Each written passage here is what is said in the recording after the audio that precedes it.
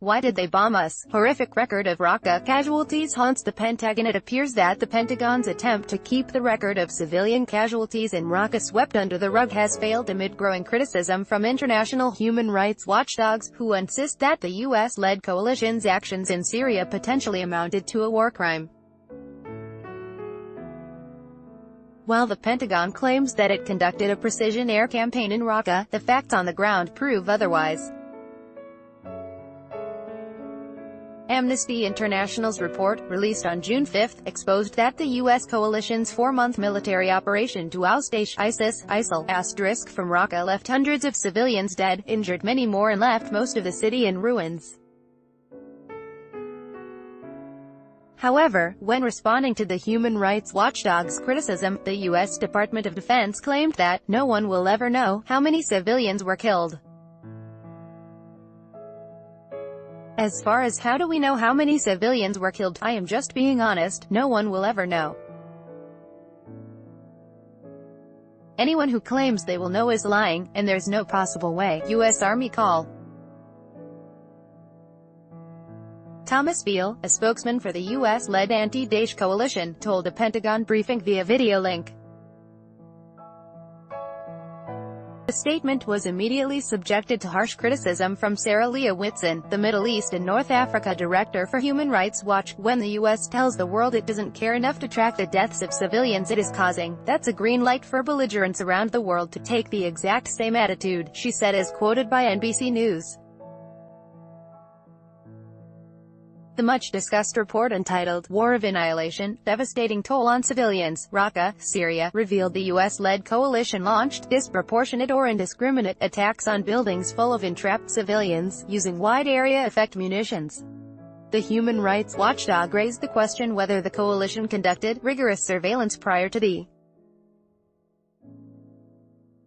strikes. "I don't understand why they bombed us. Didn't the surveillance planes see that we were civilian families?" asked Rasha Badran, an airstrike survivor, whose 39 family members, including a 1-year-old girl named Tulip, were killed in 3 separate U.S. coalition strikes. The report tells the story of 4 families from different parts of Raqqa City who suffered serious losses and injuries during the campaign, which was eloquently called a "war of annihilation" by U.S. Defense Secretary James Mattis. Stressing that the coalition's strikes potentially amount to war crimes, Amnesty International has called upon the U.S.-led coalition to promptly and impartially investigate allegations of international law violations and civilian casualties, and to provide reparation to the victims and adequate assistance for the desperately needed demining and reconstruction work. It is not the first time that journalists and human rights organizations have raised the alarm over the U.S. coalition's actions in Syrian airspace and on the ground. Samuel Oakford, an investigator with a number of U.S. media outlets, bemoaned the fact that the U.S. is in denial about civilians it had killed in Raqqa in his op-ed published by Foreign Policy magazine on August 31, 2017. Citing the findings of monitoring group Air Wars, the journalist suggested that 1,700 or more civilians had likely been killed by U.S.-led air and artillery strikes in Raqqa Governorate since March 2017. However, the Pentagon snubbed the assessment, with Lieutenant General Stephen J. Townsend, Combined Joint Task Force, Operation Inherent Resolve, dubbing reports of large-scale civil casualties in Raqqa as a hyperbole. In general, serious misconduct during the U.S. Raqqa operation has attracted far less attention than the Syrian-Russian liberation of Aleppo from terrorists, November to December 2016, which was heavily blasted by Western mainstream media outlets.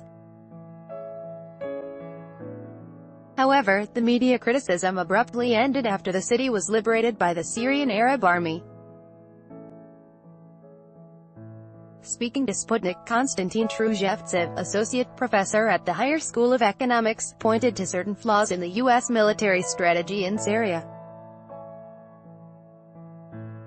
The bombing of densely populated cities, what the United States did in Syria, is by no means an effective measure, the Russian academic stressed. The method chosen by Russia was better, since it primarily targeted Daesh oil infrastructure, which is much less destructive. Commenting on the US-led coalition's 2017 Battle of Raqqa, a part of the Raqqa campaign, 2016-2017, Russian Foreign Ministry Deputy Spokesman Artyom Kozin stressed that instead of liberating the city, the US and its allies simply razed it to the ground. Kozin underscored that multiple reports coming from various sources completely undermine the official Western myth on the so-called liberation of Raqqa. Most of Raqqa was wiped off the map, while large and yet uncounted part of its population was martyred and buried under the rubble, the diplomat told RT. The Raqqa campaign, codenamed Operation Wrath of Euphrates, was launched by the US-backed Syrian Democratic Forces (SDF) against Daesh in Raqqa Governorate in November 2016 and was officially ended on October 20, 2017. The Battle of Raqqa, the final phase of the operation, took place between June 6 and October 17, 2017 with the assistance of US Air Forces. The US and its coalition members have been operating in Syria since 2014 without the approval of the Syrian government or a mandate from the UN Security Council. *Daesh, ISIS, ISIL, is a terrorist group banned in Russia.